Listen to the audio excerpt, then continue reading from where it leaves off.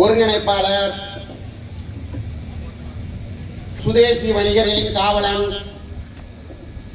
எங்கள் வியாபாரத்தினுடைய நட்பு நாயகனாக கூட நாங்கள் நம்ம கருதலாம் அனைவரும். அப்படிப்பட்ட நல்ல உள்ளம் படைத்த மாநில ஒருங்கிணைப்பாளர் மற்றும் நம்மளுடைய பேரவையில் பாதுகாப்பு சட்டம் வேண்டும். இது அரசு செவி கொடுக்கவில்லை என்றால் எத்தனை நாட்கள் ஆனாலும் அடுத்த கட்டமாக உண்ணாவிரத போராட்டம் கண்டிப்பாக நாங்கள் கோவையில் செய்ய தயாராக இருக்கிறோம் என்பதையும் தலைமைக்கு நான் சொல்லுகிறேன்.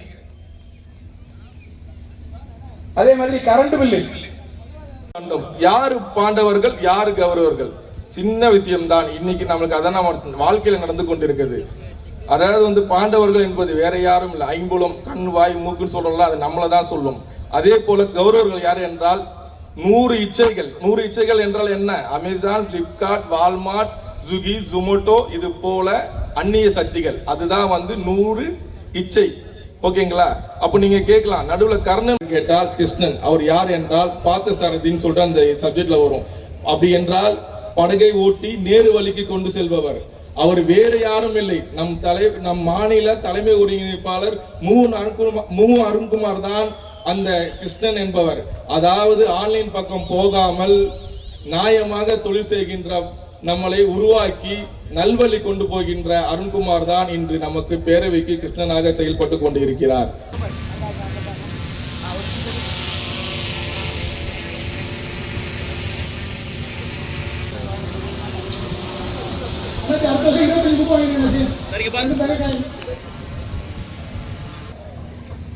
இதை முதல்ல நான் கோவையிலிருந்து ஸ்டார்ட் பண்றேன். விரைவில் வணிகர்களுக்கென்று தனி பாதுகாப்பு சட்டம் இயற்ற வேண்டும் என்று மிகப்பெரிய அளவில் அரசின் கவனத்தை ஈர்க்கும் வகையில் ஒரு கவன ஈர்ப்பு ஆர்ப்பாட்டம்.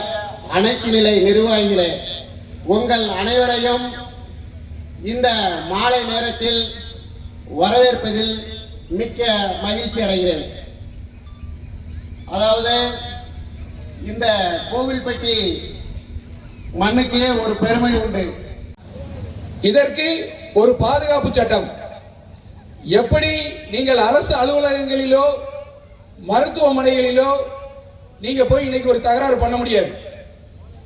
அப்படி நீங்க அதையும் தாண்டி பில் அதிகமா போட்டுட்டா இல்ல செத்தவனை வச்சு நீ ட்ரீட்மெண்ட் பண்ற, இந்த மாதிரி நீங்க எதை செஞ்சாலும் இன்னைக்கு நீங்க ஆஸ்பத்திரியில போய் ஒரு 10-15 வருஷத்துக்கு முன்னாடி இருந்த கலாச்சாரம், ஆஸ்பத்திரியை உடைக்கிறது, அரசு அலுவலகங்களை உடைக்கிறது, சூறையாடுறது,